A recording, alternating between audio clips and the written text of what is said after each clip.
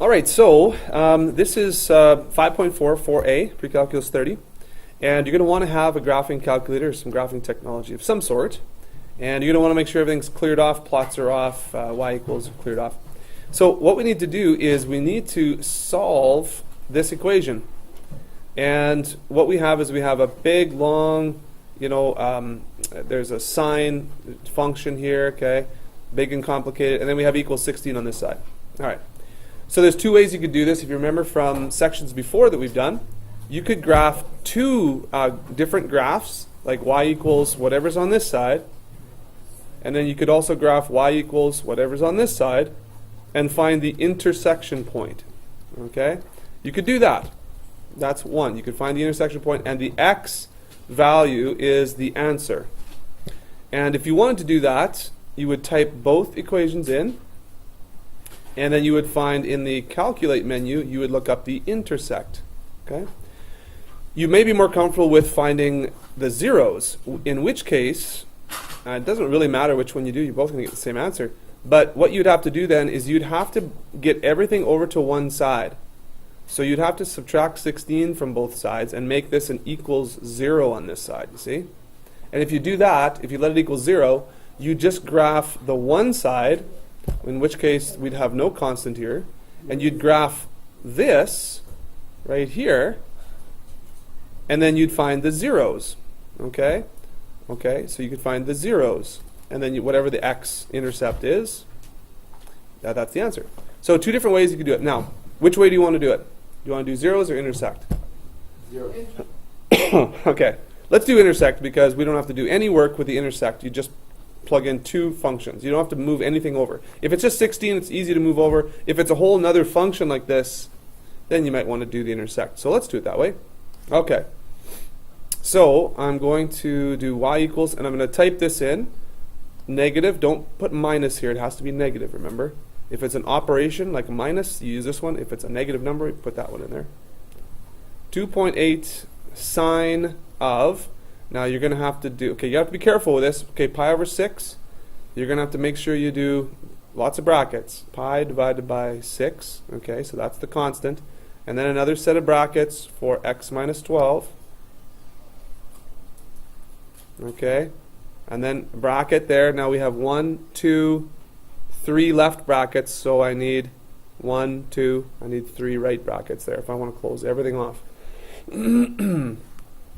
And then plus 16.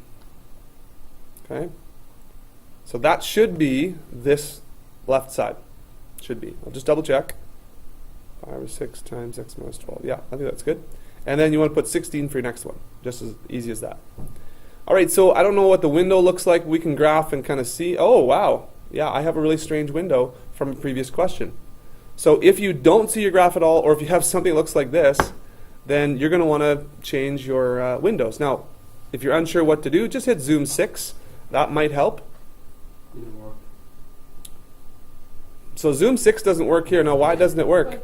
Because y equals 6. Yeah, because look at, we have 16 here, and this only goes up to 10. Okay, so let's change the window. Sure.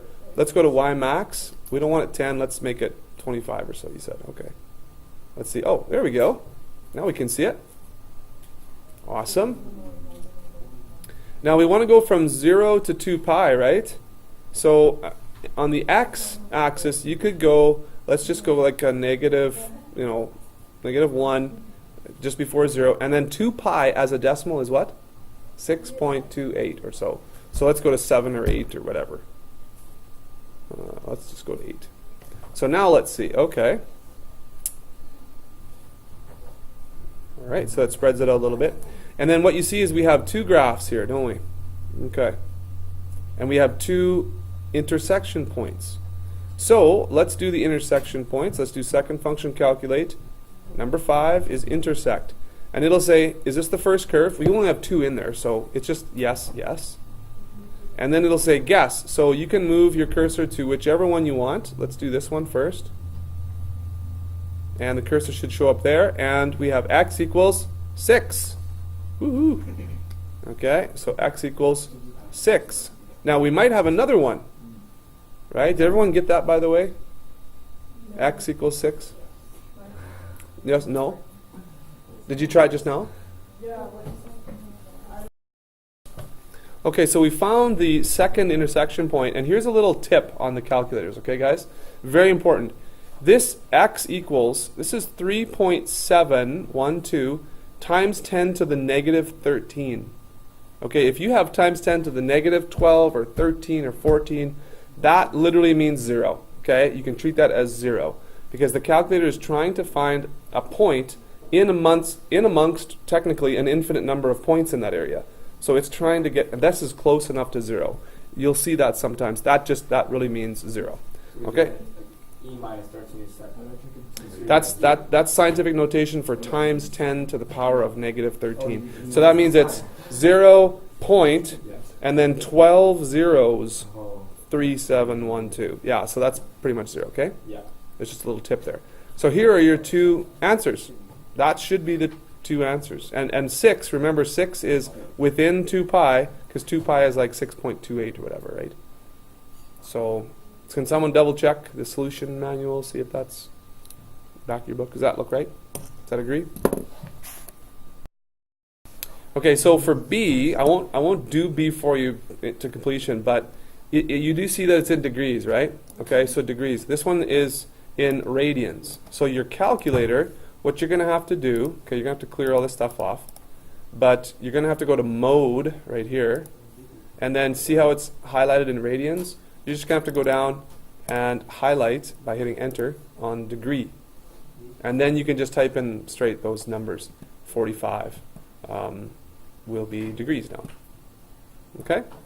So you do the same thing, y equals this, y equals 10, find the intersection point. Or subtract 10 from both sides, and then do y equals just whatever's left on this side, find the zeros.